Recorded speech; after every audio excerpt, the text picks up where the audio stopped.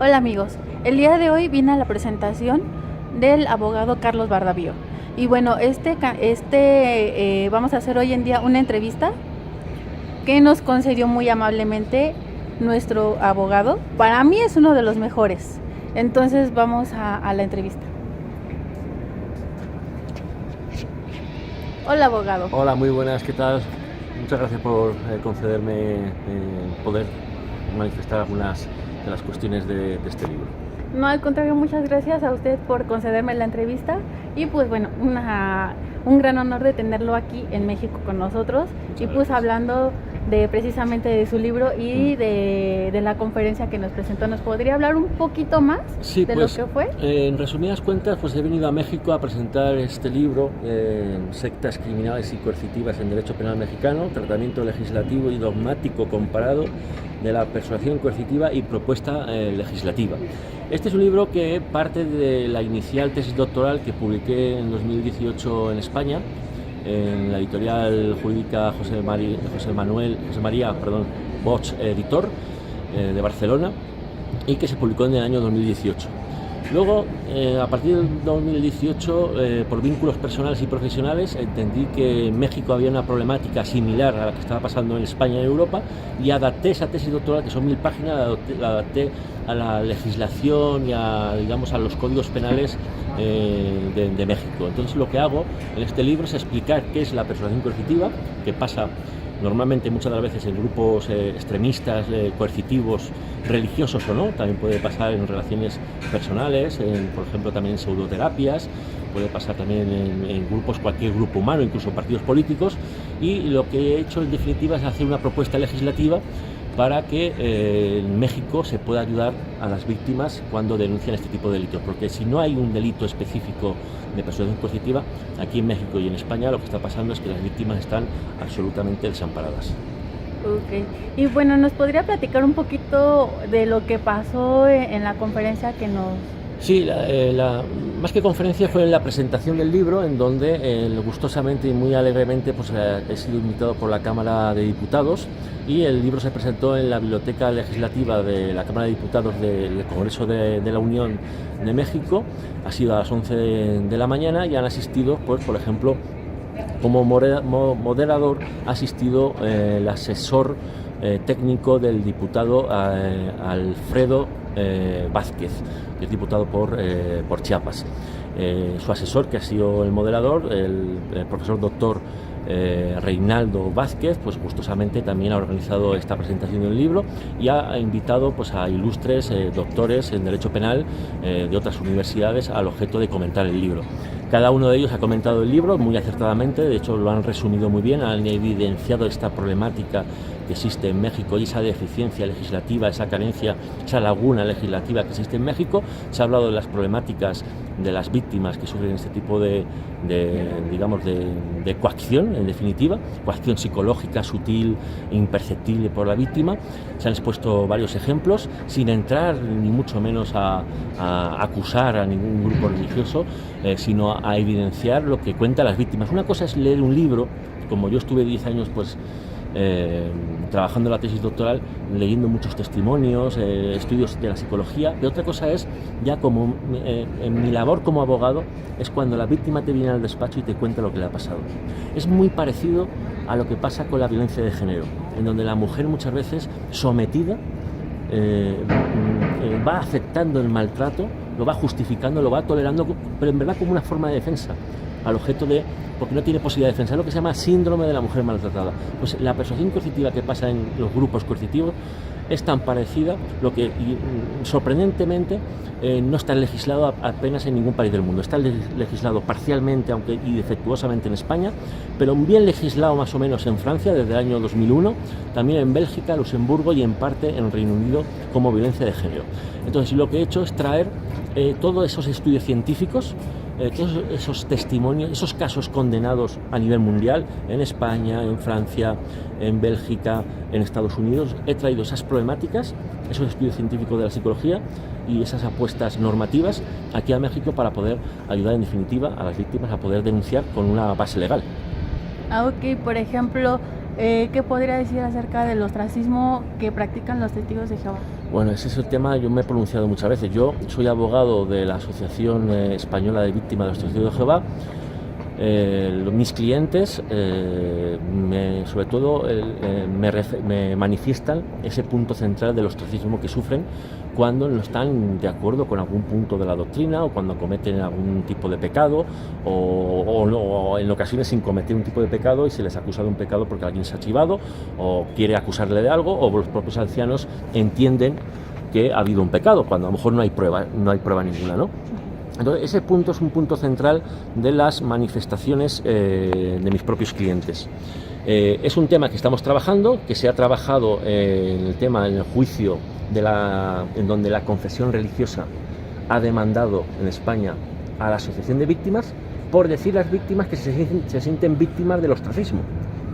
Ese juicio ahora mismo, pues, que está pendiente de sentencia, va a salir seguramente a primeros de septiembre o como muy tarde a finales de septiembre, y esperamos ganar. Es decir, esperamos que la jueza española entienda que cuando alguien se siente víctima y además tiene pruebas de que ha podido ser víctima, ¿de acuerdo?, pues con su propio testimonio, como pasa por ejemplo en la violencia de género, en ese caso entendemos que la jueza no va a otorgar la razón a la confesión religiosa, porque lo que hemos evidenciado es que hay víctimas, en ese caso de los testigos de Jehová, y esto es una manifestación que hago como abogado de la Asociación Española de los Testigos de Jehová.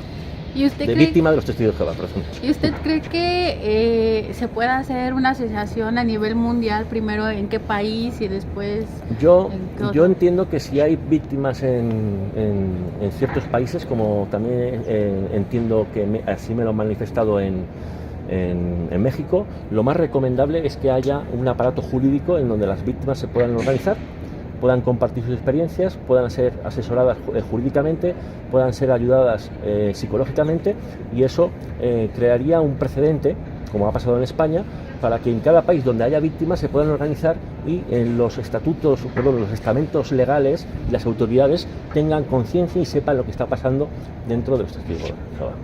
¿Y usted qué opina acerca de los comités judiciales? ¿Cree que son legales aquí y en todos los lugares? Los comités judiciales per se, por sí mismos, son legales.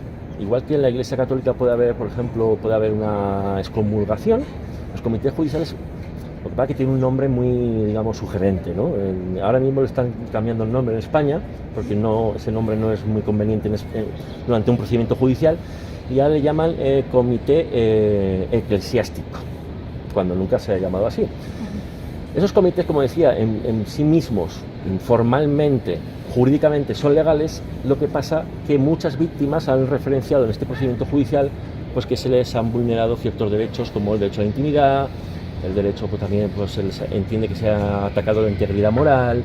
Es decir, los comités por sí mismos no son ilegales, pero lo que pueda pasar dentro de un comité judicial a puerta cerrada y lo que puedan hacer las sanciones con ciertas personas, pues en ciertos casos, según referencia en algunas víctimas, podría ser ilegal. Ah, ok. Por ejemplo, entonces... Según cómo manifiestan las víctimas, me refiero a cómo ellas explican o lo explicaron en el juicio. Entonces, por el daño psicológico, ¿cómo se podría proceder en ese caso? El daño psicológico se puede denunciar siempre que sea imputable a un sujeto. Es decir, si yo voy por la calle y veo un atentado terrorista, o mejor, otro ejemplo, si voy por la calle y veo un accidente y veo pues cómo muere una persona, pues voy a sufrir seguramente un daño psicológico, ¿no? No voy a tener ganas de coger el coche en unos días. Es decir, una cosa es tener un daño psicológico y otra cosa es que sea imputable, sea causa de un tercero. Claro, para el daño psicológico, lo que se llama trastorno psicológico o lesión psicológica, hace falta que ese daño, para que haya mayor prueba, sea doloso, es decir, que el autor haya causado dolosamente esa lesión psicológica. También cabe la lesión psicológica imprudente cuando la lesión psicológica es muy grave. Pero eso necesita mucha prueba, porque el daño psicológico es muy imperceptible. Hace falta muchos psicólogos, digamos, muchas horas de trabajo para objetivar ese daño psicológico, pero por supuesto se puede denunciar. Ah, ok. Entonces, por ejemplo, sí se podría hacer una asociación aquí en México. Por supuesto que sí. De hecho, yo creo que si hay víctimas, como me han referenciado que hay, lo más conveniente para que los estamentos legales y las autoridades tengan conciencia de lo que dicen las víctimas es que no es que vaya cada víctima a denunciar en su fiscalía o en su lugar correspondiente, porque primero porque la víctima no se suele explicar bien, necesita asesoramiento legal. Luego, ¿qué pasa? No hay expertos en México que puedan normalmente explicar este tipo de daño psicológico. Entonces, lo más conveniente es que se haga, si lo desean las víctimas, una organización, una asociación, en donde luego, a través de expertos en estas temáticas y psicólogos en estas temáticas, que los hay en México, hay 2 o 3 muy buenos, se tenga cierta fuerza para poder explicar esto ante las autoridades legales o policiales. Entonces sí se podría hacer como una demanda colectiva. Sí, claro. O sea, todo ciudadano y toda asociación tiene derecho a reivindicar sus derechos. Y por ejemplo, en Argentina. También, por supuesto. De hecho, mi despacho, a través de mis socios en Argentina, en México, en Perú, en Ecuador y en Brasil, y algún país más, estamos asesorando, porque nos han solicitado asesoramiento de cómo tratar, no la propia constitución legal de la asociación, que es un tema civil, digamos, un tema administrativo, por decirlo de alguna manera, sino cómo se podría, digamos, organizar, crear una asociación no solo jurídicamente, sino qué potencial tiene una asociación en un potencial, digamos, demanda o denuncia de sus derechos. Ok. Y estamos asesorando pues, en esos países, a través de socios que son colegas míos desde hace años, desde pues, que los conocí cuando estaba haciendo la tesis doctoral en Sevilla, en España. Una pregunta muy interesante, ahorita que lo está comentando.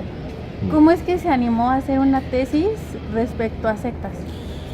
Fundamentalmente porque así me lo recomendó el director de mi tesis doctoral, don Miguel Polaino Navarrete. Yo estaba trabajando temas de objeción de conciencia, de ese tipo de temas, y me dijo que había un capítulo de mi investigación inicial que nadie había tratado a nivel jurídico-penal en todo el mundo, que era el tema de las sectas en derecho penal. Me animó y también pues con ese ánimo y con esa pasión cogí esta investigación. Me costó muchos años, un tema muy polémico, hay muchos límites con la libertad religiosa, es muy difícil tratar o digamos juzgar cada caso, delimitar cada caso, porque también existe la libertad religiosa y hay que respetarla, ¿no? Y fundamentalmente también porque desde los 15, 16 años he sido pues un lector muy asiduo de filosofía de la moral, de alemanes como Schopenhauer, Nietzsche, Kant, Hegel, Fichte y otros filósofos muy ubicados en la filosofía de la moral. Y eso, es decir, podríamos decir que soy medio experto en filosofía de la moral. Y cuando me propusieron este tema, que es un tema de libertad religiosa, también de la moral en el derecho penal, pues me embauqué en esta difícil tarea de tratar de delimitar qué son conductas permitidas dentro de la libertad religiosa y qué conductas no están permitidas dentro de la libertad religiosa. Okay. Bueno, amigos, como vimos, fue una excelente entrevista que le realizamos al abogado, y bueno, ahora vamos a ver cómo podemos obtener el libro. Y bueno, al cual pues no les voy a platicar de porque lo tienen que comprar y tienen que saber de qué habla. Bien, pues este es el libro que he publicado, Sectas criminales y coercitivas en derecho penal mexicano. Es un libro que combina pues un lenguaje sencillo de casos polémicos, de sentencias que ha habido a nivel mundial sobre la persuasión coercitiva, que es el germen por el cual se puede dominar a las personas. Y aquí pues hablo de los estudios científicos, de psicología, sociología, de psiquiatría y también de derecho penal, que avalan la existencia de una dinámica criminal que se llama la persuasión coercitiva. Y a través de esa persuasión coercitiva se puede dominar a las personas y se puede conseguir pues, otros delitos como abusos sexuales, agresiones sexuales, trata de personas. El libro combina un lenguaje técnico en ocasiones, también con un lenguaje sencillo, al objeto de que no solo los juristas o jueces o legisladores lo puedan leer, sino también personas, ciudadanos normales y corrientes que estén interesados en esta problemática y que quieran aprender. El libro tiene un coste, yo creo que muy bueno, relativamente bajo, que son unos 350 pesos mexicanos, y se puede adquirir, por ejemplo, en Amazon, poniendo el título del libro, Sectas criminales y coercitivas en derecho penal mexicano, o inclusive pues poniendo también mi nombre y apellido, Carlos Bardavío Antón, la primera con B, la segunda con V y tilde de la I. Se puede comprar en Amazon en ebook, ahora mismo creo que se están agotando las existencias, y se puede pedir también físicamente el libro en la propia editorial, que es la editorial La Ley. Si ustedes ponen en Google La Ley Carlos Bardavío Antón, les va a salir este libro y podrán pedirlo físicamente o a través de también de ebook. Y si hubiera algún problema porque se están agotando, pues me pueden contactar y yo mandaría su petición al director editorial de La Ley que reside aquí en España, para que puedan ustedes adquirirlo. O sea, no va a haber ningún problema. Es un libro que, como digo, es un libro que tiene 300 páginas, que resume mi tesis doctoral de 1000 páginas publicada en España. Se llama Las sectas en derecho penal, estudio dogmático de los delitos sectarios, y resume esas 1000 páginas en 300 páginas, pero adaptando lo que decía la tesis doctoral, adaptándola a la legislación mexicana. Como decía, se hablan de muchos casos, el caso Nexul, el caso también de la Luz del Mundo, el caso también se habla también de los testigos de Jehová, se habla también casos de sujetos de la Iglesia Católica que han abusado de la persuasión coercitiva para abusar sexualmente de menores y mayores de edad. Y se hablan de muchos casos que son muy interesantes, y el objetivo de este libro, y fundamental, realmente lo tengo que decir, no es tanto que lo lea la ciudadanía, que también evidentemente para que puedan prevenirse de este tipo de abusos, sino fundamentalmente que lo lean juristas y legisladores para que sepan que existe esta problemática y que no se está haciendo nada en gran parte de los países. Hola amigos, otra vez estamos en una entrevista con el abogado Carlos Bardavío. Entonces ahora vamos a hacer un poquito más sencillo debido a que ya le habíamos realizado una entrevista anterior. Me habían preguntado, o me habían hecho que le hiciera algunas preguntas. ¿Usted hablaría con un uruguayo? ¿Pero para qué? ¿Puedo hablar con un uruguayo? No tengo ningún problema. Ok, supongo que van a hacer como consultas. Sí, por supuesto que sí, si es un tema que yo puedo ayudar o tratar, pues para eso estamos, evidentemente.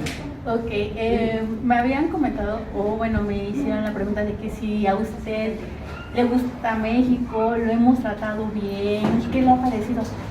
Bueno, llevo ya muchos años viniendo aquí a México, desde el año 2016, y por otros motivos, por venir a México, vuelvo siempre. Es decir, me encanta México, me encanta su gente. De hecho, los mexicanos tienen un trato muy cariñoso y muy cercano hacia mí, por lo menos.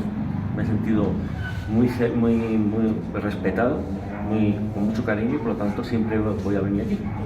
Siempre. ¿Y cómo le ha ido con la presentación de su libro aquí en México? Pues la verdad es que yo creo que está haciendo un éxito, hay mucha gente interesada.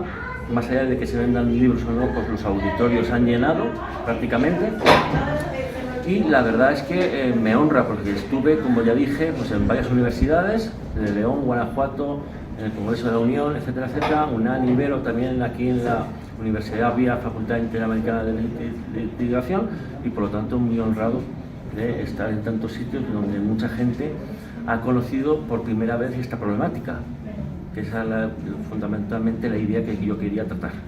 ¿Y usted cree que es algo importante que tenemos que tratar aquí en México? Totalmente así, es así, porque es, digamos, una violencia silenciada. Es similar a lo que pasaba con la violencia de género hace 40 años, que no se le daba una importancia. Ahora, digamos, con este libro y con otras aportaciones que existen, pues habrá más preocupación y mayor, digamos, interés en que la psicología y sociología y los juristas mexicanos lleguen a investigar este tipo de problemática. ¿Y usted cree que esto se puede expandir alrededor del mundo, o sea, poder ayudar a toda la gente? En Europa ya se está ayudando mucho, concretamente en España, evidentemente, en Francia, Bélgica, Luxemburgo, Reino Unido, y en Estados Unidos también hay mucha preocupación y se ayuda, y existen grandes expertos en estos temas. Yo creo que este libro va a ser, digamos, un parteaguas, no solo para México, sino también para Latinoamérica, para que entre esta investigación, en donde yo cito todas las investigaciones que se han realizado en los últimos 30-40 años. Entonces, ¿usted cree que en Latinoamérica pronto se puede hacer algo? Sí, pero hace falta mucha ayuda. Yo evidentemente solo no puedo. Hace falta, pues, digamos, también muchos contactos, gente que esté interesada, y tocar con la tecla de gente que quiera, digamos, aportar. Entonces ya saben, chicos, si quieren aportar, pueden comunicarse con nosotros y nosotros a su vez con el abogado para poder apoyar y esto se pueda expandir mucho más. ¿Usted quisiera mandar algún saludo? ¿Quisiera decir algunas palabras para él? Pues estar muy agradecido a tu labor también, que ya te conozco y estás haciendo un gran trabajo y darte las gracias. Bueno, amigos, este canal estará transmitiéndose con algunos activistas y bueno, cuenten que estará en mi canal y usted lo permite que otros activistas puedan utilizar este mismo video para Por que esto supuesto, se difunda todas mis mucho más. manifestaciones son públicas, digo lo que pienso y lo que no quiero decir no lo digo. O sea, que por lo tanto lo que digo aquí en una cámara lo digo porque lo pienso. Ok, entonces esto fue una pequeña entrevista con el abogado y bueno, esperemos verlos pronto. Hasta luego. Muchas gracias.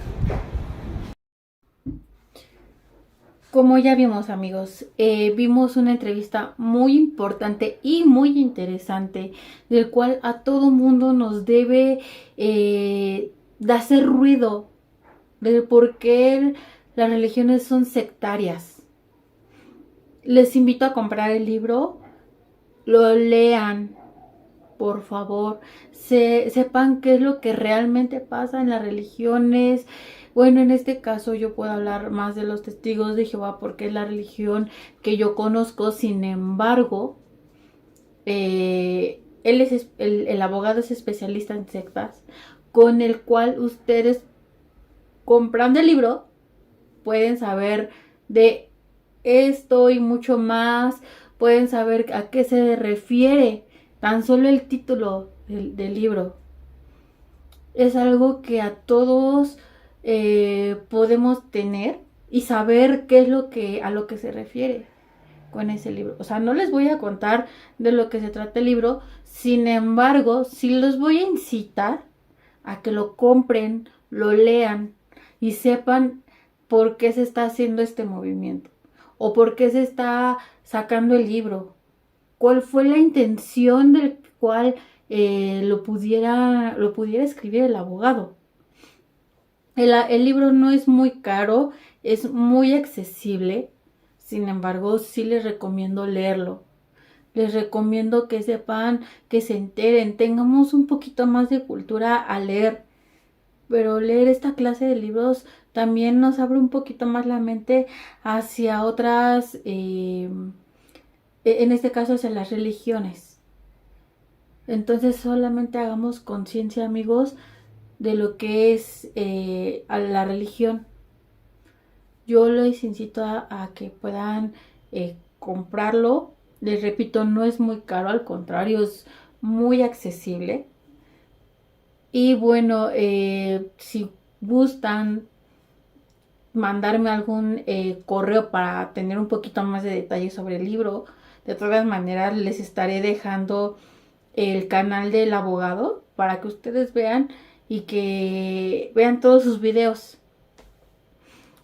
Y bueno, amigos, sin más por el momento, espero que hayan disfrutado de la entrevista. Suscríbanse, activen la campanita, compartan para que más gente se entere de lo que está pasando a nuestro alrededor. Sin más por el momento, me despido de ustedes y obviamente este video se va a pasar a otro canal, no solamente al de Soy Cultura y algo más, por si gustan verlo. Y bueno, de igual manera del otro canal, pues se va a decir que es cortesía de nosotros la entrevista. Les mando un cordial saludo, amigos, y que sigan pasando un excelente día. Hasta luego.